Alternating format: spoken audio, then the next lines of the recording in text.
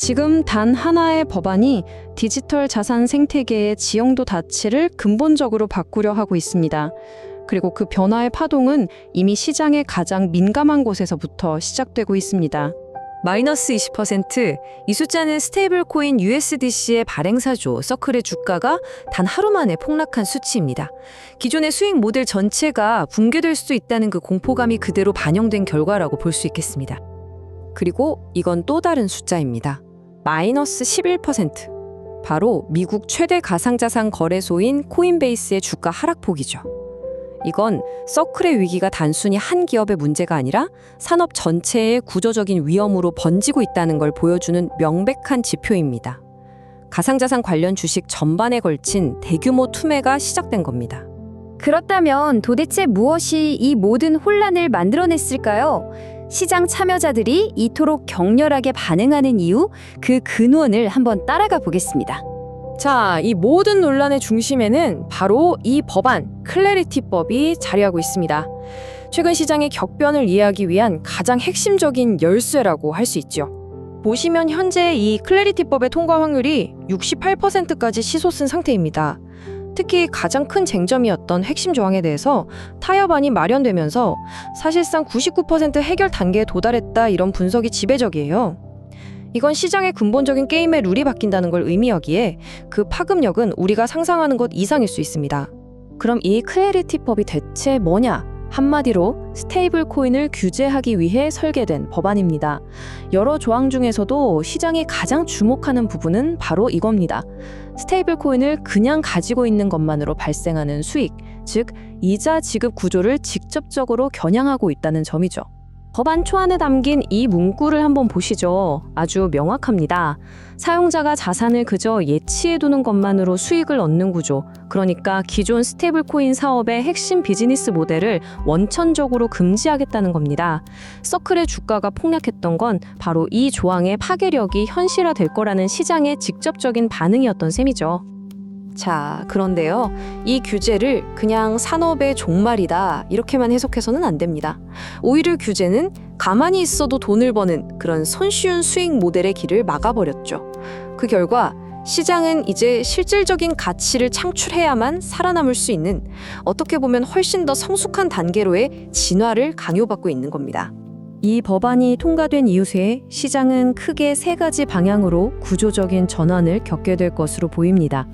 첫째는 투기적 자산에서 실물 자산으로, 둘째는 고립된 기술에서 전통 금융과의 통합으로, 그리고 마지막으로는 불확실성에서 법적 안정성으로의 이동입니다. 첫 번째 변화는 이거죠. 시장의 주도권이 투기적인 거래에서 기관 중심으로, 또 자산의 성격 역시 실체가 없는 코인에서 부동산이나 채권 같은 실물 자산에 기반을 둔 토큰, 즉 RWA로 옮겨간다는 겁니다. 수동적인 이자가 사라진 세상에서 수익은 어디서 오는가라는 질문에 대한 시장의 가장 명확한 대답이기도 합니다. 바로 실물 자산이 만들어내는 실제 경제 활동에서 비롯된다는 거죠. 이건 단순한 예상이 아니고요. 이미 진행 중인 현실입니다.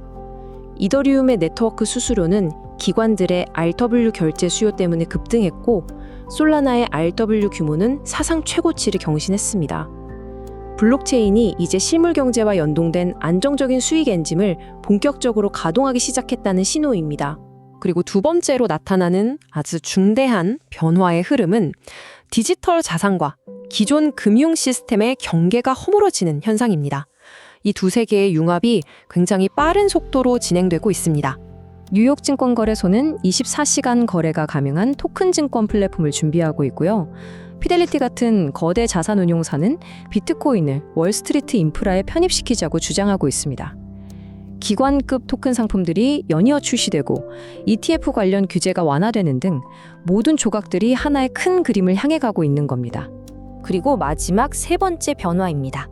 이건 시장의 경쟁 패러다임 자체가 바뀐다는 이야기인데요.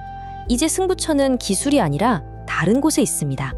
지금 규제 당국은 클래리티법 통과를 거의 기정사실로 보고 새로운 규제 프레임워크를 준비하고 있습니다. 그 핵심이 뭐냐면 암호화폐를 아주 까다로운 증권이 아니라 보다 유연한 디지털 도구로 재분류하려는 움직임이 있다는 겁니다. 이건 규제의 문턱을 현저하게 낮추는 굉장히 중요한 신호입니다. 바로 이 지점에서 우리는 아주 중요한 통찰에 도달하게 됩니다. 앞으로 RWA 시장의 핵심 경쟁력은 기술적인 코딩 능력을 넘어선다는 겁니다. 예를 들어 특정 부동산 토큰의 소유권과 임대 수익 분배를 법적으로 어떻게 보장할 것인지, 그 권리와 결제 구조를 설계하는 이른바 법률 인프라 구축 역량, 여기서 승패가 갈릴 거라는 거죠. 결국 클래리티법이 가져온 이 모든 변화는요, 하나의 거대한 맞교환으로 요약해 볼 수 있습니다. 우리는 어쩌면 탈중앙화라는 초기 사이퍼펑크의 이상을 잃는 대신에 디지털 자산이 글로벌 금융의 핵심 인프라로 편입되는 이 거대한 성숙의 과정을 얻게 되는 건지도 모릅니다. 자, 마지막으로 우리가 던져야 할 질문은 이것입니다. 이 거대한 전환의 끝에서 과연 디지털 자산은 월스트리트의 효율적인 도구로 남기 위해 태생적 정체성이었던 그 탈중앙화의 영혼을 기꺼이 내어주게 될까요? 그 답은 앞으로의 시장이 직접 증명해 나갈 것입니다.